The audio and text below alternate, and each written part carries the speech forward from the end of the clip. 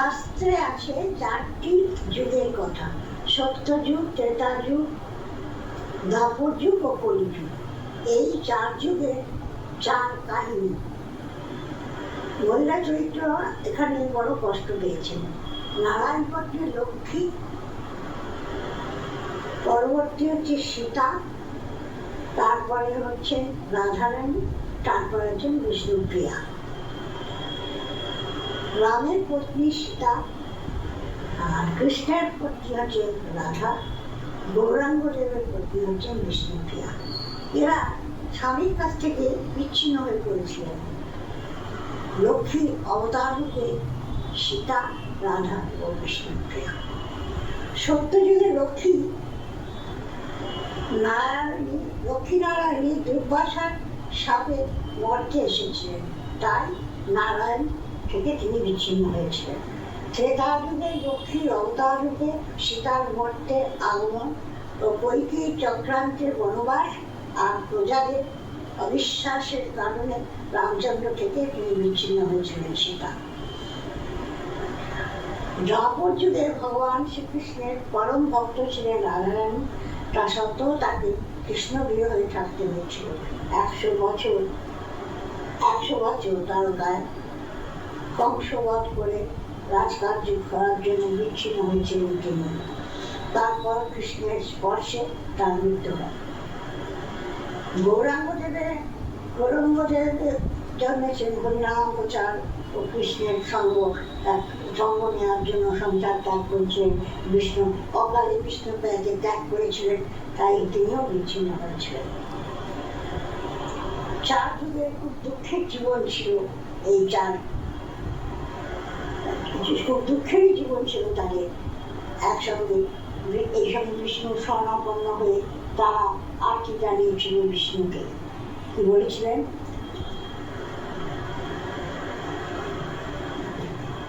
তুমি দর্শন দাও ভগবান, তুমি দর্শন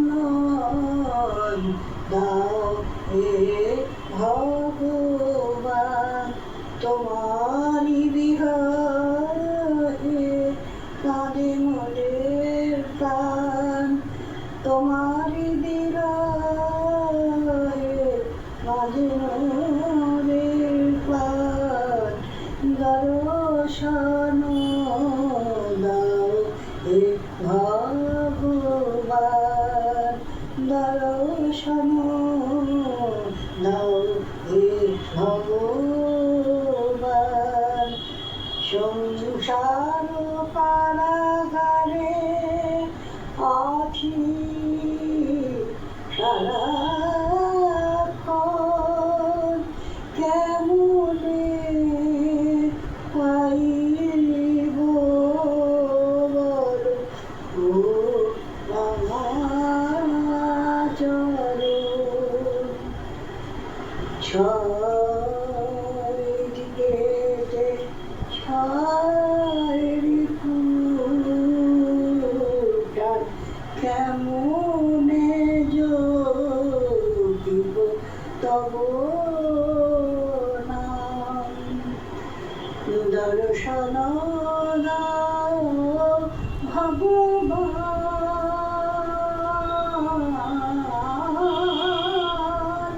দর্শন দাও ভগবান। সত্য যুগেতে চক্রধারী, ত্রেতাতে রাম ধনুধারী,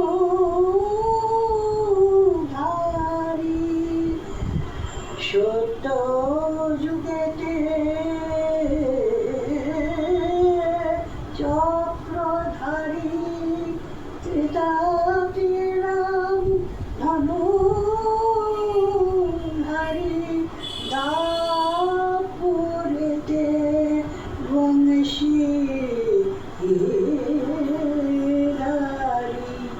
কলিতে গৌরাঙ্গ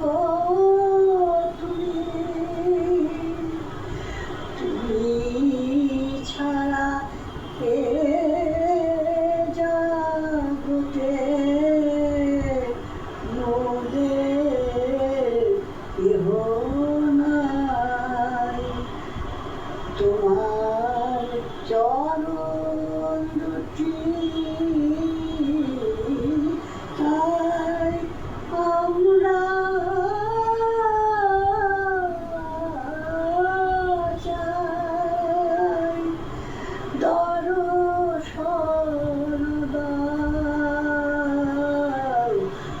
দর্শন দাও ভগবান,